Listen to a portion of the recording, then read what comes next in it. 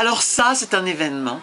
Figurez-vous que j'ai découvert que la vraie secrétaire de Jean Moulin, j'insiste sur vraie secrétaire de Jean Moulin, pas une petite dactylo dans un coin, était en fait une Alsacienne. Elle est née à Erstein, elle est enterrée à Sainte-Marie-aux-Mines.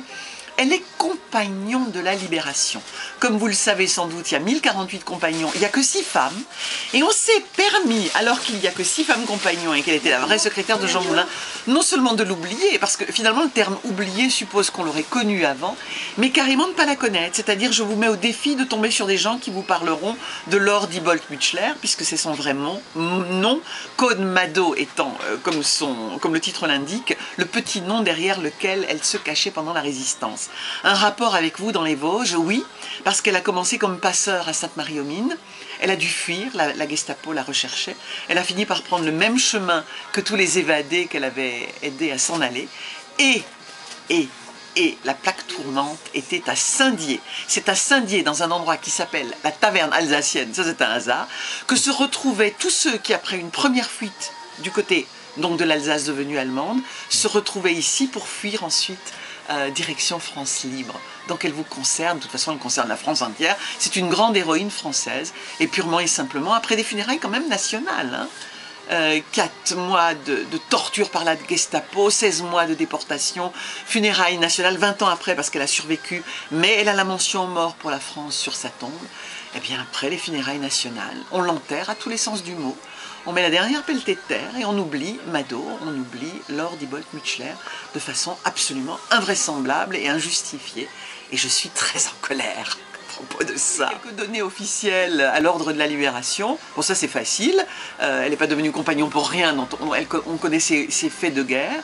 Mais à part ça, faites donc un bouquin. Tiens, je vous lance le défi avec un feuillet sur Internet publié par l'ordre de la Libération. Donc, j'ai eu la chance de retrouver des témoins. J'ai eu la chance de retrouver les derniers survivants qui ne sont plus de ce monde aujourd'hui. Et j'ai vraiment lutté contre la montre pour la faire ressurgir de l'oubli. La photo que vous avez là, c'est la photo de ma maman. Elle a 85 ans et elle pose encore pour un photographe professionnel en vue d'une exposition. Je m'occupe d'elle depuis un certain nombre d'années et puis un matin, elle fait un malaise et j'apprends 2 jours après que maman va mourir. J'arrête tout, j'arrête le livre que j'ai en cours et je vais m'occuper d'elle encore davantage qu'avant. Je vais partir avec elle pour un dernier voyage parce que c'est pas un livre de témoignage, c'est un livre de voyage. Ça va durer 42 jours, 42 nuits. Je vais, pendant la journée, prendre des notes sur toutes les petites choses qui se passent et la nuit, je les mets en forme. Pourquoi est-ce que je fais cela?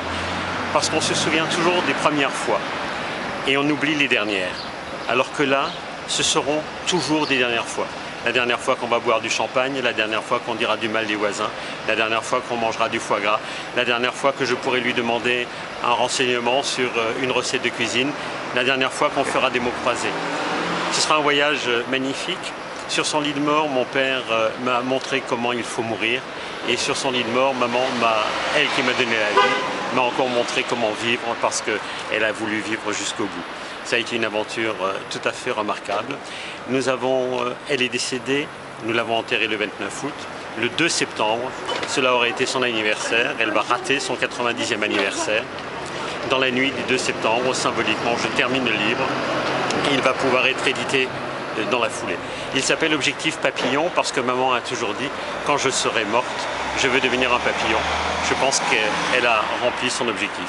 C'est un livre de voyage. Et cet objectif